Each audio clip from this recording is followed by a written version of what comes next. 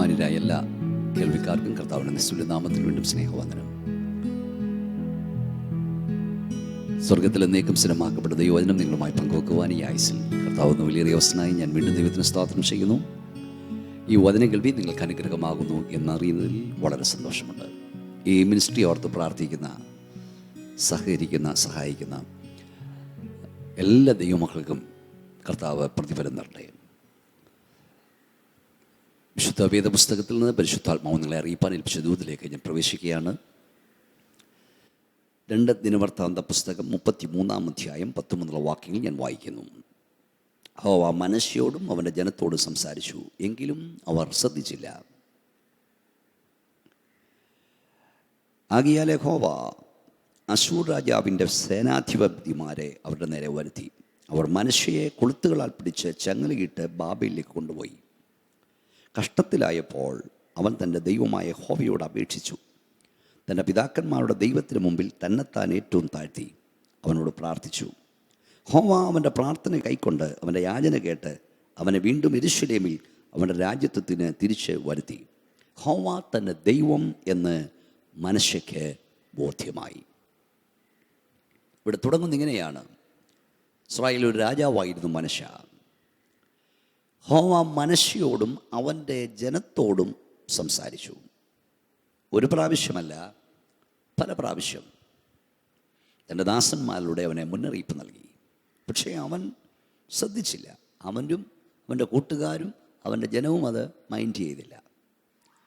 അതുകൊണ്ട് ദൈവം അശ്ശൂർ രാജാവിൻ്റെ സേനാധിപന്മാരെ അവൻ്റെ നേരെ വരുത്തി. അവനെ കൊളുത്തുകളാൽ പിടിച്ച് ചങ്ങലയിട്ട് ബാബേലിൽ കൊണ്ടുപോയി. കഷ്ടത്തിലായപ്പോൾ അവൻ നിലവിളിച്ചു, മര്യാദ പഠിപ്പിച്ചു. ദൈവത്തെങ്കിലേക്ക് അവൻ നോക്കി. ഏറ്റവും വളരെ പ്രധാനപ്പെട്ടൊരു പദം, യഹോവ തൻ്റെ ദൈവമെന്ന് മനശ്ശെയ്ക്ക് ബോധ്യമായി. അപ്പോൾ പ്രാർത്ഥിക്കാത്തവരെ പ്രാർത്ഥിപ്പിക്കാൻ ദൈവത്തിനറിയാം, കരയാത്തവരെ കരയിപ്പിക്കാൻ ദൈവത്തിനറിയാം, മോളോട്ട് നോക്കാത്തവനെ നോക്കിക്കുവാനും ദൈവത്തിനറിയാം. ആരാണ് ഈ മനശ്ശെ? 33-ാം അധ്യായം 1-ാം വാക്യം ആരംഭിക്കുന്നത് ഇങ്ങനെ പറഞ്ഞുകൊണ്ടാണ്. മനശ്ശെയെ വാഴ്ച തുടങ്ങിയപ്പോൾ അവന് 12 വയസ്സായിരുന്നു. അവൻ 55 സംവത്സരം യെരൂശലേമിൽ വാണു. യഹോവ ഇസ്രായേൽ മക്കളുടെ മുമ്പിൽ നിന്ന് നീക്കിക്കളഞ്ഞ ജാതികളുടെ മ്ലേച്ഛത പോലെ അവനെ യഹോവയ്ക്ക് അനിഷ്ടമായുള്ളത് ചെയ്തു. അവൻ തൻ്റെ അപ്പനായ ഹിസ്കിയാവ് ഇടിച്ചു കളഞ്ഞ പൂജാരികളെ വീണ്ടും പണിതു. ബാൽ വിഗ്രഹങ്ങൾക്ക് ബലിപീഠങ്ങളെ തീർത്തു. അശേര പ്രതിഷ്ഠകളെ ഉണ്ടാക്കി ആകാശത്തിലെ സർവ്വസൈന്യത്തെയും നമസ്കരിച്ച് സേവിച്ചു. അപ്പോൾ മനശ്ശെ 12-ാമത്തെ വയസ്സിൽ രാജാവായവനായിരുന്നു. അവൻ്റെ അപ്പൻ ഹിസ്കിയാവ് വലിയ റിഫർമേഷൻ, ഉണർവ്, നവോത്ഥാനം ഇസ്രായേൽ ഉണ്ടാക്കിയവനാണ്. ബലിപീഠങ്ങളൊക്കെ ഇടിച്ചു കളഞ്ഞ് ദൈവത്തിൻ്റെ ആലയത്തെ ശുദ്ധീകരിച്ച ഒരു മനുഷ്യനായിരുന്നു അവൻ്റെ അപ്പൻ. ഇവിടെ നമ്മൾ വായിക്കുന്ന ഒരു പദം ഒന്നുകൂടെ ആവർത്തിക്കുന്നു. 12-ാമത്തെ വയസ്സിൽ രാജാവായവൻ മനശ്ശെ. 12-ാം വയസ്സിൽ രാജാവാകുക എന്ന് പറഞ്ഞാൽ എൻ്റെ അർത്ഥം എന്താണ് പ്രിയപ്പെട്ടവരെ?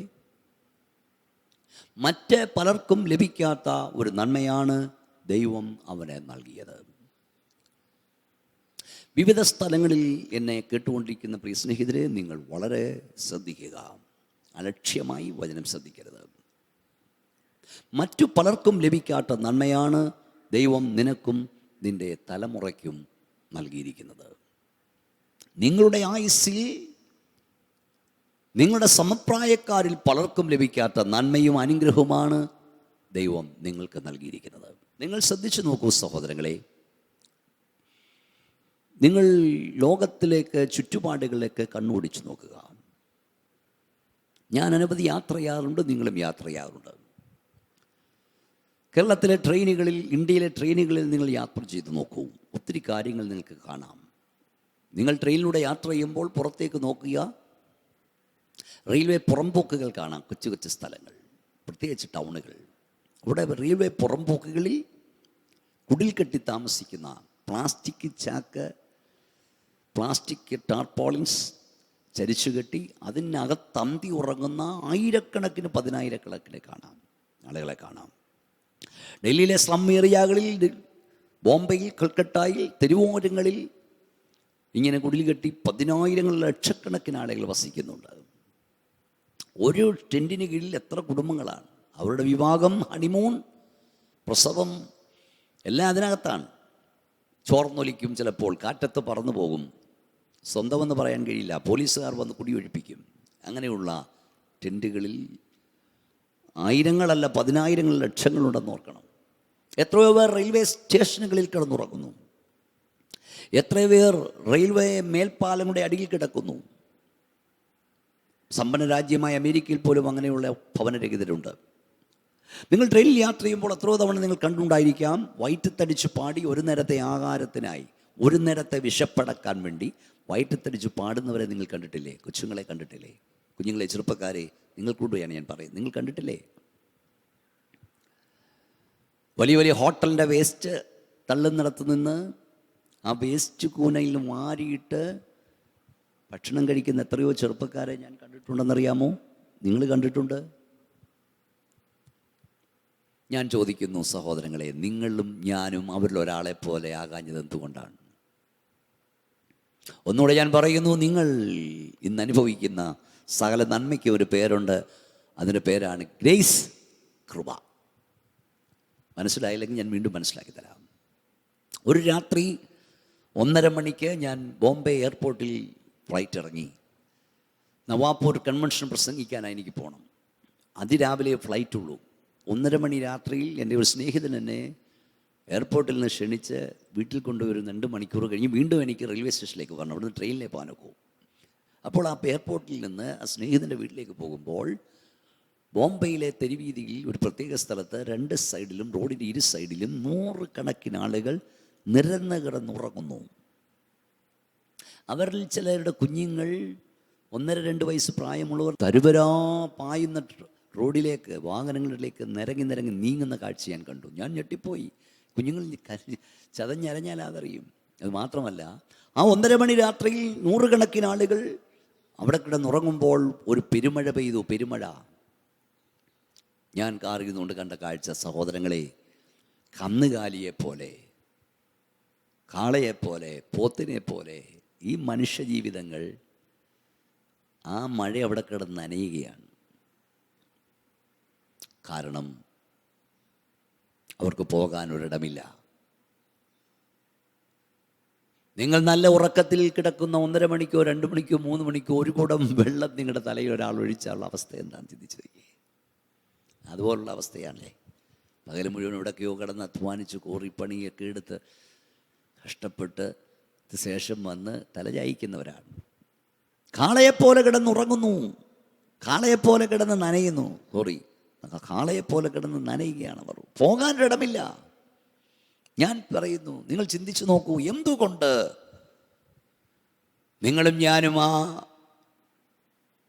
റോഡരികിൽ കിടന്ന് 1:30 മണി രാത്രിയിൽ മഴ നനയുന്ന ഒരു വ്യക്തിയായി മാറിയില്ല?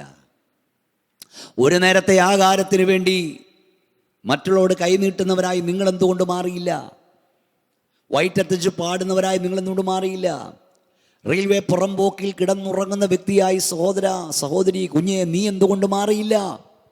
നിങ്ങൾക്കൊരു നല്ല വീടുണ്ടെങ്കിൽ, സ്നേഹിക്കുന്ന മാതാപിതാക്കളുണ്ടെങ്കിൽ, ഭക്ഷണം കഴിപ്പാനുണ്ടെങ്കിൽ, ഫാനിൻ്റെ ചൂടേൽക്കാനുണ്ടെങ്കിൽ, AC-യുടെ തണുപ്പ് അനുഭവിപ്പാനുണ്ടെങ്കിൽ, നിങ്ങൾ അനുഭവിക്കുന്ന സകല നന്മയും ഓർത്തുകൊള്ളണം. ഈ ഭൂമിയിൽ മറ്റു പലർക്കും ലഭിക്കാത്ത നന്മയാണ് ദൈവം നിങ്ങൾക്ക് നൽകിയിരിക്കുന്നത്. അതുകൊണ്ട് തന്നെ നിങ്ങൾ അഹങ്കരിക്കരുത്.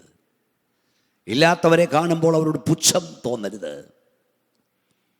നിങ്ങളുടെ വീട്ടിൽ വരുന്ന ഭിക്ഷക്കാരെ തെണ്ടക്കാരെന്ന് വിളിക്കരുത്. മക്കളെ കൊണ്ട് വിളിപ്പിക്കരുത്. നീ അങ്ങനെ ആകാഞ്ഞത് ദൈവത്തിൻ്റെ കരുണ. അവർ നിങ്ങളെക്കാൾ പാപിയായിട്ടങ്ങനെ ആയതല്ല, ദോഷികളായിട്ടങ്ങനെ ആയതല്ല. എന്തുകൊണ്ടോ സാഹചര്യശലങ്ങനായി. ചിലർ ധരിക്കുന്നത് അവരിന്ന് അനുഭവിക്കുന്ന സകല നന്മയും അവരുടെ യോഗ്യത, അവരുടെ ക്വാളിഫിക്കേഷൻ, അവരുടെ നീതി, അവരുടെ വിശുദ്ധി കൊണ്ട് കിട്ടുന്ന. നോ, അങ്ങനെയല്ല. നമ്മൾ അനുഭവിക്കുന്ന സകല നന്മയും ദൈവത്തിൻ്റെ ദാനമാണ്, കൃപയാണ്. അത്രയും ഗ്രേസ്. ഗ്രേസ് എന്ന വാക്കിൻ്റെ അർത്ഥം അർഹതയില്ലാത്തിടത്ത് ദൈവത്തിൻ്റെ ദാനം. വിവിധ സ്ഥലങ്ങളിൽ നിന്ന് ഈ പ്രഭാഷണം കേൾക്കുന്ന പ്രിയ സഹോദര, നിനക്ക് വീടുണ്ടോ, കാറുണ്ടോ, ജോലിയുണ്ടോ, സൗന്ദര്യമുണ്ടോ, ആരോഗ്യമുണ്ടോ? സൗന്ദര്യമുള്ള ഭാര്യയുണ്ടോ? ആരോഗ്യമുള്ള മക്കളുണ്ടോ? ബാങ്ക് ബാലൻസ് ഉണ്ടോ? ഇതെല്ലാം ദൈവത്തിൻ്റെ ദാനമാണെന്നോർക്ക്. ഇതെല്ലാം മറ്റു പലർക്കും ലഭിക്കാത്ത നന്മയാണ്. അതുകൊണ്ട് തന്നെ നീ അഹങ്കരിക്കരുത്. അനേക സ്നേഹിതർ എനിക്കുണ്ട്. അവരൊക്കെ നാട്ടിൽ അവരുടെ വലിയ വീടുകളൊക്കെ പണിയുമ്പോഴും ഡെഡിക്കേറ്റ് ചെയ്യുമ്പോഴും എന്നെ വിളിക്കാറുണ്ട്. ചിലപ്പോഴൊക്കെ എനിക്ക് സമയമുള്ളപ്പോൾ പോകാറുണ്ട്. ആ വലിയ വീടുകൾ കാണുമ്പോൾ ഞാനോട് പറയും, കുഞ്ഞേ സഹോദര, ഓർത്തുകൊള്ളൂ, നിൻ്റെ ഈ പ്രായത്തിൽ നിൻ്റെ സമപ്രായക്കാരിൽ പലർക്കും ലഭിക്കാത്ത നന്മയാണ് ദൈവം നിനക്ക് നൽകിയിരിക്കുന്നത്.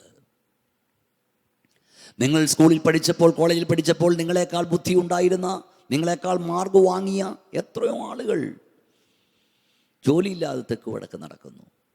നിങ്ങളുടെ മുമ്പിൽ അവർ കൈനീട്ടുന്നില്ലേ? നിങ്ങൾ അവധിക്ക് നാട്ടിൽ വരുമ്പോൾ പുറത്തൊക്കെ ഇരുന്ന് കേൾക്കുന്ന സഹോദരങ്ങളെ, ചിന്തിച്ച് നോക്ക്, എത്ര നന്മയാണ് ദൈവം നൽകിയത്. പക്ഷേ ഒരു കാര്യം ഞാൻ പറയാം, മറ്റു പലർക്കും ലഭിക്കാത്ത നന്മ ദൈവം നിനക്ക് നൽകിയപ്പോൾ ദൈവത്തിന് ഹിതമില്ലാത്തത്, ദൈവത്തിന് ഇഷ്ടമില്ലാത്തത് നിങ്ങളുടെ വീട്ടിൽ വരരുത്. എന്താണ് മനശ്ശയെക്കുറിച്ച് നമ്മൾ വായിക്കുന്നത്? 12-ാം വയസ്സിൽ ദൈവം രാജാവാകുവാൻ അവന് കൃപ ലഭിച്ചു. അതാണ് മറ്റു പലർക്കും ലഭിക്കാത്ത നന്മ. പക്ഷേ ആ നന്മ കൊടുത്ത ദൈവം അത് കൊടുത്തതോ നിമിത്തം അവനെ ഓർത്ത് ദുഃഖിച്ചതായി ബൈബിളിൽ നമ്മൾ കാണുന്നു. എന്തൊക്കെയാണ് അവൻ ചെയ്തത്? തൻ്റെ പിതാവിൻ്റെ പ്രവൃത്തി അവൻ ഇല്ലാതാക്കി. ജാതികളെക്കാൾ അവൻ മ്ലേച്ഛത പ്രവർത്തിച്ചു, ദോഷം ചെയ്തു. 1 ശമൂവേൽ 15:10 അപ്പോൾ യഹോവയുടെ അരുളപ്പാട് ശമൂവേൽ ഉണ്ടായതെന്തെന്നാൽ, ഞാൻ ശൗലിനെ രാജാവായി വാഴ്ചതിൽ എനിക്ക് മനസ്താപമായിരിക്കുന്നു.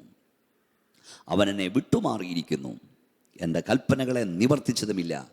ഇതിങ്കൽ ശമൂവേലിന് വ്യസനമായി. അവൻ രാത്രി മുഴുവനും യഹോവയോട് നിലവിളിച്ചു. ആരാണ് ശൗൽ? ഇസ്രായേലിൻ്റെ 1-ാമത്തെ രാജാവ്. എന്തായിരുന്നു ശൗലിൻ്റെ പണി? നമ്മൾ വായിക്കുന്നത്, അപ്പൻ്റെ കാണാതായ കഴുതയെ തേടി നടന്നവനായിരുന്നു ശൗൽ.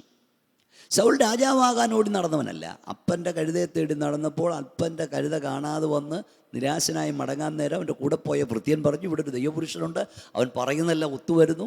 ശമൂവേൽ പ്രവാചകനും പുരോഹിതനുമായ ശമൂവേലിൻ്റെ വീട്ടിൽ ശൗൽ ചെന്നു.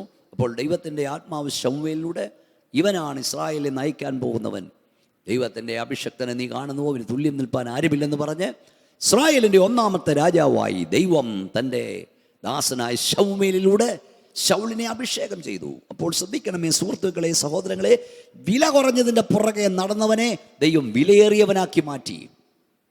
കഴുതയുടെ പുറകെ നടന്നവനെ ദൈവം ഇസ്രായേലിൻ്റെ 1-ാമത്തെ രാജാവാക്കി. പക്ഷേ നമ്മളിവിടെ വായിക്കുന്നത്, ആ ശൗലിനെ രാജാവാക്കിയതിൽ ദൈവത്തിന് മനസ്താപമായി. അവനെന്നെ വിട്ടുമാറിയിരിക്കുന്നതിൻ്റെ കൽപ്പന നിവർത്തിച്ചില്ല. അടുത്തത്, ഇതിങ്കൽ ശമൂവേലിന് വ്യസനമായി. അവനെ അഭിഷേകം ചെയ്തവന് വിഷമമായി. അടുത്ത പദം, അവൻ രാത്രി മുഴുവനും ഉറങ്ങാതെ യഹോവയോട് നിലവിളിച്ചു. 34-35 നോക്കൂ. പിന്നെ ശമൂവേൽ രാമയിലേക്ക് പോയി, ശൗലും ശൗലിൻ്റെ ഗിബയിലെ അരമനയിലേക്ക് പോയി. അടുത്ത പദം, ശമൂവേൽ ജീവപര്യന്തം ശൗലിനെ പിന്നെ കണ്ടില്ല. എങ്കിലും ശമൂവേൽ ശൗലിനെ കുറിച്ച് ദുഃഖിച്ചു. യഹോവയും താൻ ശൗലിനെ ഇസ്രായേൽ രാജാവാക്കിയത് കൊണ്ട് അനുതപിച്ചു. സ്നേഹിതരെ ശ്രദ്ധിച്ചോ, കഴുതയെ തേടി നടന്നവനെ ദൈവം ഇസ്രായേലിൻ്റെ രാജാവാക്കി ഉയർത്തി. ദൈവം അവനെ രാജാവാക്കാൻ പോകുമ്പോൾ അവൻ പറഞ്ഞു, ഞാൻ ചെറിയവനാണ്, എൻ്റെ ഗ്രഹം ഇസ്രായേൽ ഗോത്രങ്ങളിൽ ഏറ്റവും ചെറുതാണ്. അങ്ങനെ പറഞ്ഞവനെയാണ് ദൈവം വലിയവനാക്കിയത്. പക്ഷേ രാജസ്ഥാനത്ത് എന്നപ്പോൾ, സിംഹാസനത്തിയപ്പോൾ ദൈവം കൽപ്പിച്ചതവൻ ചെയ്തില്ല. മാലിയക്കിനെ നിഗ്രഹിക്കാൻ പറഞ്ഞ് ചെയ്തില്ല. പുരോഹിതന്മാർ ചെയ്യേണ്ട, പ്രവാചകന്മാരായ ശമൂവേൽ ചെയ്യേണ്ട, യാഗപീഠത്തിൽ തീ കത്തിക്കുന്ന അവൻ കയറി ചെയ്തു. പല അനുസരണക്കേട് കാണിച്ചപ്പോൾ ദൈവം അവനെ നീക്കാൻ തീരുമാനിച്ചു. പക്ഷെ ഇവിടെ എഴുതിയ 2 പദം, 1 ദൈവം അവനെ കുറിച്ച് ദുഃഖിച്ചു, 2 ശമൂവേലും അവനെ കുറിച്ച് ദുഃഖിച്ചു. ദൈവം സർവജ്ഞാനിയാണ്.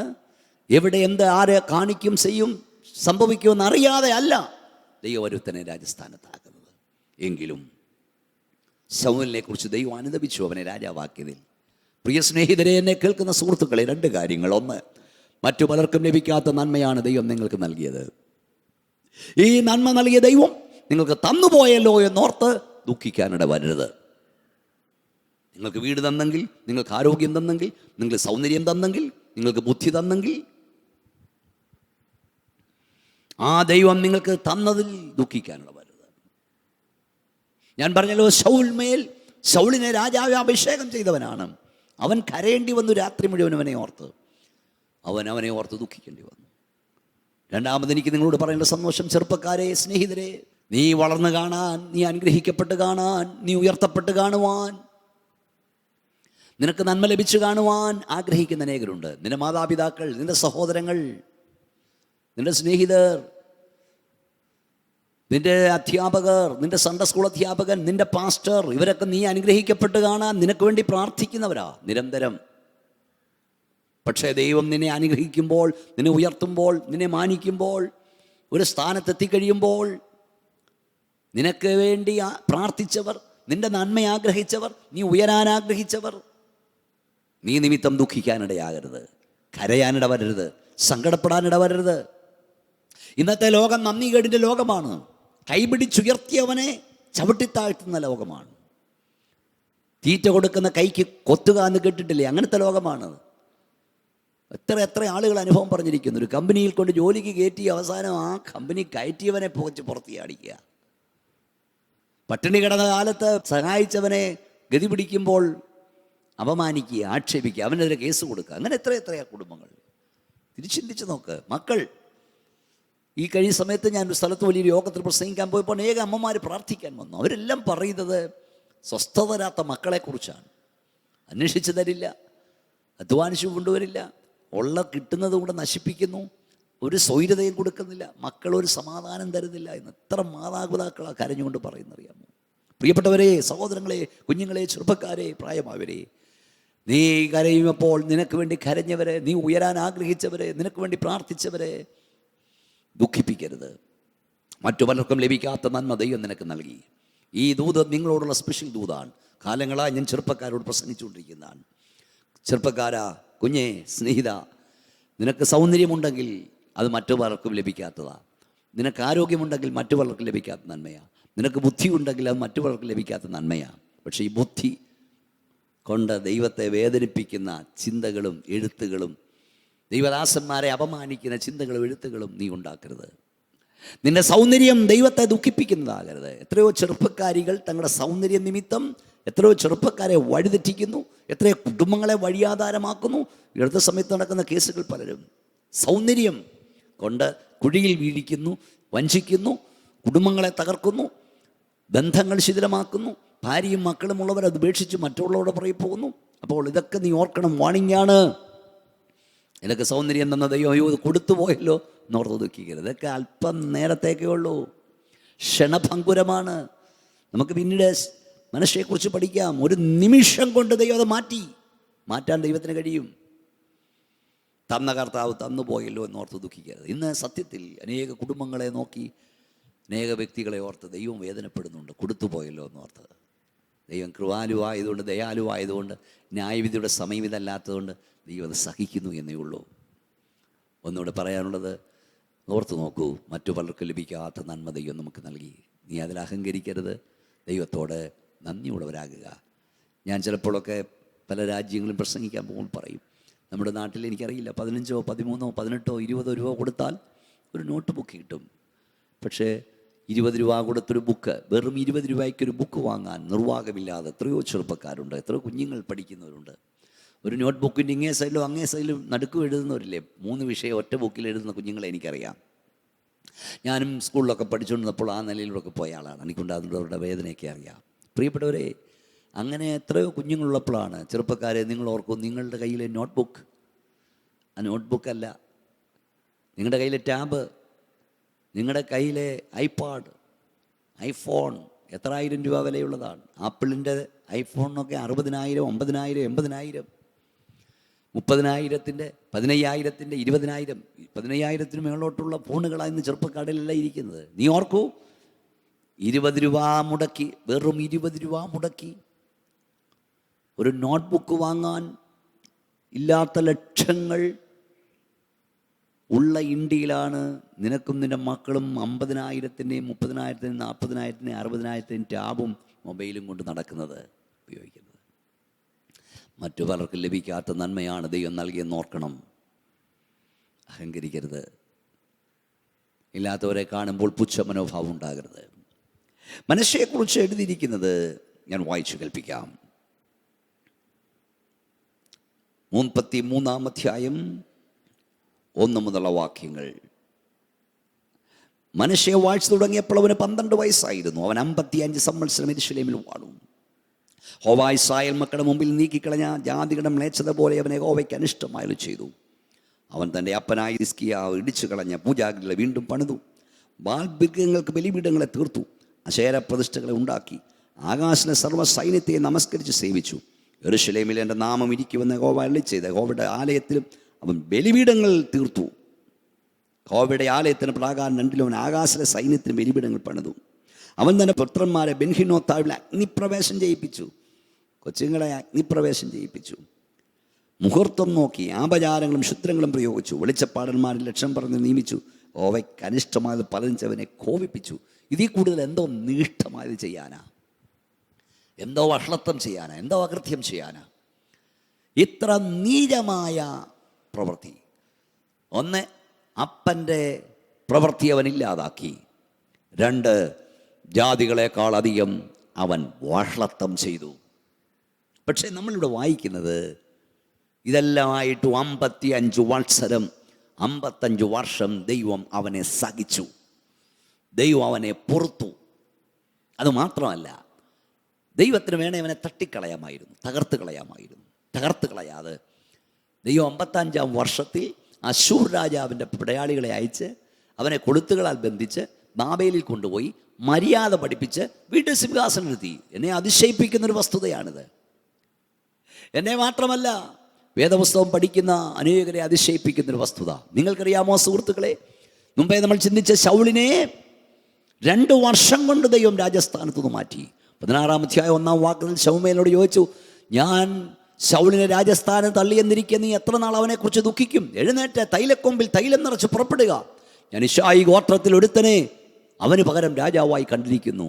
ഒരുത്തൻ വീഴുന്നതിന് മുമ്പ് മറ്റൊരുത്തനെ ദൈവം കണ്ടിരിക്കുമെന്നുള്ളതാണ്. അതാണ് നമ്മൾ എപ്പോഴും പറയുന്നത്, ഒന്ന് അടയും മുമ്പ് ഒരു വാതിൽ ദൈവം തുറന്നിരിക്കും, ഒന്നടയും മുമ്പ് ദൈവം തുറന്നിരിക്കും.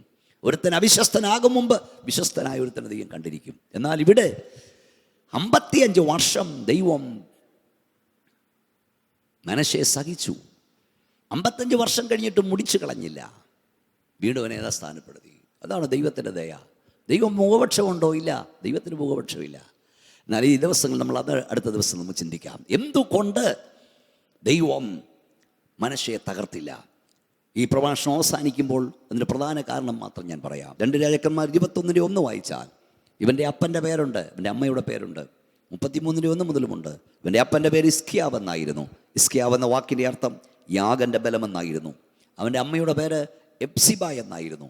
എപ്സിബ എന്ന വാക്കിൻ്റെ അർത്ഥം എൻ്റെ സന്തോഷം അവനിൽ എന്നായിരുന്നു. നോക്കൂ, ഇസ്കിയാവ് രാജാവാണെങ്കിൽ അവൻ പറഞ്ഞു, യാഗാണ് എൻ്റെ ബലം, കിരീടവും സിംഹാസനവും ഒക്കെയുള്ള അവൻ പറഞ്ഞു, എൻ്റെ ബലം യാഗാണ്, എൻ്റെ ബലം എൻ്റെ ദൈവത്തിലാണ്. അവൻ്റെ അമ്മ രാജ്ഞിയാണ് എപ്സിബ. അവൾ പറയുന്നു, എൻ്റെ സന്തോഷം അവനിൽ, രാജകൊട്ടാരമോ ഇവിടുത്തെ രാജ്യഭോജ്യങ്ങളോ അല്ല എനിക്ക് സന്തോഷം, ദൈവത്തിൻ്റെ സന്നിധി. അപ്പോൾ എൻ്റെ ബലം എൻ്റെ ദൈവം എന്ന് പറഞ്ഞ ഒരു അപ്പൻ്റെയും യാഗിലാണ് എൻ്റെ സന്തോഷം എന്ന് പറഞ്ഞ അമ്മയുടെയും മകനായിരുന്നു മനശ്ശെ. അതുകൊണ്ട് ദൈവം അവനെ തകർത്തില്ല. A son of many tears cannot be lost. വളരെ കണ്ണുനീരിൻ്റെ സന്താനം നഷ്ടപ്പെടില്ല. പ്രാർത്ഥനയുടെ സന്താനങ്ങൾ നഷ്ടപ്പെടാൻ ദൈവം അനുവദിക്കില്ല. സ്തോത്രം. ദൈവത്തെ സേവിക്കുന്ന ആരാധിക്കുന്നവരുടെ തലമുറയും വഴിതെറ്റിയെന്ന് വരാം, അല്ലാത്തവരുടെ തലമുറയും വഴിതെറ്റിയും. എന്നാൽ തമ്മിലുള്ള വ്യത്യാസം ഞാൻ പറയാം. ദൈവസൽക്കാരയുന്നവൻ്റെ പ്രാർത്ഥിക്കുന്നവൻ്റെ തലമുറയെ എങ്ങനെയായാലും ദൈവം മടക്കി വരുത്തും. ഒരുപക്ഷെ നിങ്ങളിൽ പലരും എൻ്റെ പ്രഭാഷണം പലപ്പോഴും കേട്ടിട്ടുണ്ടായിരിക്കാം. ഞാൻ പല പ്രാവശ്യം പറയാറുണ്ട്, ചെറുപ്പക്കാരോട് പ്രസംഗിക്കുമ്പോൾ ഞാൻ പറയാറുണ്ട്, കുഞ്ഞെ, നിൻ്റെ അപ്പൻ കരയുന്നവനെങ്കിൽ, പ്രാർത്ഥിക്കുന്നവനെങ്കിൽ, നിൻ്റെ അമ്മ പ്രാർത്ഥിക്കുന്നവളെങ്കിൽ ദൈവസന്നിധി വിട്ട് നിനക്ക് രക്ഷപ്പെടാൻ കഴിയില്ല. നീ എവിടെ പോയാലും ദൈവം നിന്നെ മടക്കി കൊണ്ടുവരും. നീ എവിടെ പോയാലും ദൈവം നിന്നെ തിരികെ കൊണ്ടുവരും. ഈ പ്രഭാഷണം കേൾക്കുന്ന പ്രിയ സ്നേഹിതരെ, നിങ്ങൾ നിങ്ങളുടെ തലമുറയ്ക്ക് വേണ്ടി ഇടിവിൽ നിന്നാൽ, കരഞ്ഞാൽ, പ്രാർത്ഥിച്ചാൽ, ഉപവസിച്ചാൽ, നിങ്ങൾ നീതിയുള്ളവരായി ദൈവത്തിൽ നിന്നാൽ, ദൈവത്തിൻ്റെ അഭിഷക്തന്മാരെ നിങ്ങൾ ബഹുമാനിച്ചാൽ, സ്നേഹിച്ചാൽ, ദൈവത്തിൻ്റെ പ്രമാണത്തിൽ വേണ്ടി നിന്നാൽ, നിങ്ങളുടെ തലമുറ വഴിതെറ്റിയാലും മടക്കിക്കൊണ്ടുവരാൻ ദൈവശക്തനാണ്. അത് കൊളുത്തുകളാൽ ബന്ധിച്ചായാലും ബാബേലിൽ കൊണ്ടുപോയാലും ഇരുമ്പ് ചങ്ങലയാൽ ബന്ധിക്കപ്പെട്ടാലും ദൈവം മടക്കി കൊണ്ടുവരും. ഇപ്പോൾ വിവിധ സ്ഥലങ്ങളിൽ എന്നെ കേൾക്കുന്ന പ്രിയ സ്നേഹിതരെ, ഒരുപക്ഷെ നിങ്ങൾ ഒത്തിരി നാളായി പ്രാർത്ഥിച്ചിട്ടും നിങ്ങളുടെ തലമുറ വേണ്ടതുപോലെ ദൈവത്തിൽ മുന്നേറുന്നില്ലെങ്കിൽ, വഴിവിട്ട് നടക്കുന്നെങ്കിൽ, വചനത്തിന് വിരുദ്ധമായി ജീവിക്കുന്നെങ്കിൽ, പരിശുദ്ധാത്മാവ് ഇപ്പോൾ നിങ്ങളോട് അറിയിക്കുന്ന ദൂത്, നിങ്ങൾ ദൈവഭക്തിയോടിരിക്കൂ, ഒരു പ്രതിഫലമുണ്ടാകും നിശ്ചയം. ദൈവം അവരെ മടക്കി കൊണ്ടുവരും. ദൈവം അവരെ മര്യാദ പഠിപ്പിക്കും. സത്യദൈവമേരെന്ന് മനശ്ശയ്ക്ക് ബോധ്യമായതുപോലെ, തന്നെ ദൈവമെന്ന് മനശ്ശ ഏറ്റുപറഞ്ഞതുപോലെ നിന്റെ തലമുറ ഏറ്റുപറയാൻ ദൈവം വരുത്തും. നിന്റെ ദൈവകൃപയിൽ തന്നെ നിൽക്കുക, ദൈവത്തിന് വേണ്ടി വിശ്വസ്തയോട് നിൽക്കുക, കരഞ്ഞു പ്രാർത്ഥിക്കുക. നഷ്ടപ്പെടാൻ ദൈവം വരുത്തത്തില്ല. കർത്താവ് നിങ്ങളെ സഹായിക്കട്ടെ. ഞാനിപ്പോൾ നിങ്ങൾക്ക് വേണ്ടി പ്രാർത്ഥിക്കുകയാണ്, നിങ്ങളുടെ തലമുറയ്ക്ക് വേണ്ടി പ്രാർത്ഥിക്കുന്നു. ഞങ്ങളുടെ വാഴ്ത്തപ്പെട്ട കർത്താവേ, സ്വർഗ്ഗപിതാവേ, വിവിധ സ്ഥലങ്ങളിൽ നീ പ്രഭാഷണം കേൾക്കുന്ന എല്ലാവർക്കായി അവനെ സ്തുതിക്കുന്നു. കർത്താവേ, മറ്റു പലർക്കും ലഭിക്കാത്ത നന്മയാണ് ഞങ്ങൾക്ക് ലഭിച്ചത്. ഞങ്ങൾക്ക് ലഭിച്ച വീട്, ഞങ്ങൾക്ക് ലഭിച്ച കാറ്, ഞങ്ങൾക്ക് ലഭിച്ച എല്ലാ സൗകര്യങ്ങളും ഈ ആയുസ്സിൽ, ഈ ഭൂമിയിൽ എത്രയോ ആയിരങ്ങൾക്ക് ലഭിക്കാത്ത നന്മയാണ്. ഒരു നേരത്തെ ആഹാരം പോലും കഴിക്കാൻ കഴിയാത്തവരുണ്ട്, വഴിയിൽ കൈനീട്ടി നിൽക്കുന്നവരുണ്ട്, എത്രയോ ആയിരങ്ങൾ വഴിയാധാര ജീവികളുണ്ട്. ഇവിടെ ലഭിച്ച നന്മയല്ല, അങ്ങയുടെ ദാനമാണെന്നറിഞ്ഞ് താഴ്മയോട് വിനയത്തോടെ ജീവിപ്പാൻ ഞങ്ങൾക്ക് നീ കൃപ നൽകണം. ഞങ്ങളുടെ തലമുറകൾക്ക് കൃപ നൽകണം കർത്താവേ. മനശ്ശയെ മടക്കി വരുത്തിയ ദൈവമേ, പ്രാർത്ഥിക്കുന്ന മാതാപിതാക്കളുടെ കണ്ണ് നിന്നെ ആദരിച്ച് നീ തലമുറയെ മടക്കി വരുത്തും. ഇപ്പോൾ ഞങ്ങളുടെ പ്രഭാഷണം കേൾക്കുന്ന ആരുടെയെങ്കിലും തലമുറകൾ വഴിവിട്ട് ജീവിക്കുന്നെങ്കിൽ നിന്റെ വഴിയെ വരുവാൻ അവരെ ഒരുക്കണമേ. മാതാപിതാക്കൾക്ക് ഒരു ആശ്വാസവും അനുഗ്രഹവുമായി ഈ തലമുറ തീരട്ടെ. തലമുറകൾക്ക് വേണ്ടി പ്രാർത്ഥന ആവശ്യപ്പെടുന്ന എല്ലാവർക്കും വേണ്ടി ഞങ്ങൾ പ്രാർത്ഥിക്കുന്നു. അങ്ങയുടെ കരം നീട്ടി അത്ഭുതങ്ങൾ ചെയ്യണം. നമ്മുടെ പ്രവൃത്തി വെളിപ്പെടുന്ന ഓർത്ത സ്തോത്രം. പ്രാർത്ഥനകളിനായി സ്തുതിക്കുന്നു യേശുവിൻ്റെ നാമത്തിൽ തന്നെ, ആമേൻ. കർത്താവ് നിങ്ങളെ അനുഗ്രഹിക്കട്ടെ. നിങ്ങൾക്ക് പ്രാർത്ഥനാ വിഷയമുണ്ടെങ്കിൽ ഇപ്പോൾ തന്നെ ഞങ്ങളെ കാണുന്ന നമ്പറിൽ വിളിക്കുക. ഞങ്ങൾ നിങ്ങൾക്ക് വേണ്ടി നിരന്തരം പ്രാർത്ഥിക്കും. ദൈവം നിങ്ങൾക്ക് കൂടി അത്ഭുതം ചെയ്യും. അടുത്ത ആഴ്ച ഇതേ സമയത്ത് ഈ പ്രഭാഷണം കേൾക്കാൻ മറക്കരുത്. ദൈവം നിങ്ങളെയും നിങ്ങളുടെ തലമുറകളെയും അനുഗ്രഹിക്കുമാറാകട്ടെ. ആമേൻ. ദൈവകൃപയിൽ ആശ്രയിച്ച് പാസ്റ്റർ ബി മോനച്ചൻ രചിച്ച ഇതാ നോഹയുടെ കാലം, ബൈബിൾ പ്രഭാഷണങ്ങൾ, മഹാനിയോഗം, ഞാൻ വണങ്ങും ദൈവം, യഹോവ ഭക്തന്റെ കുടുംബം, ദൈവിക ന്യായവിധികൾ തുടങ്ങിയ പുസ്തകങ്ങൾ അനേകരിൽ സ്വാധീനം ചെലുത്തുന്നു, അനേകർക്ക് രൂപാന്തരം വരുത്തുന്നു. ഇവയിൽ ഇപ്പോൾ ലഭ്യമാകുന്ന 4 പുസ്തകങ്ങൾ യഹോവ ഭക്തന്റെ കുടുംബം, ദൈവിക ന്യായവിധികൾ, ഞാൻ വണങ്ങും ദൈവം, സമയമെടുത്തു തുടങ്ങിയവയാണ്. ഈ പുസ്തകങ്ങൾ നിങ്ങളുടെയും നിങ്ങളുടെ കുടുംബത്തിൻ്റെയും ആത്മീക വർധനയ്ക്ക് ഉതകുമെന്ന് ഞങ്ങൾക്ക് ഉറപ്പുണ്ട്. ഈ പുസ്തകങ്ങൾ നിങ്ങൾക്ക് ആവശ്യമെങ്കിൽ താഴെ കാണുന്ന വിലാസത്തിലോ ഞങ്ങളുടെ ഫോൺ നമ്പറിലോ ബന്ധപ്പെടുക. ഞങ്ങളുടെ വിലാസം: pastor B Monachan, faith gospel ministry, Eruva east PO, Kayamkulam. Phone 9744992186, 9656601321, 8547649440.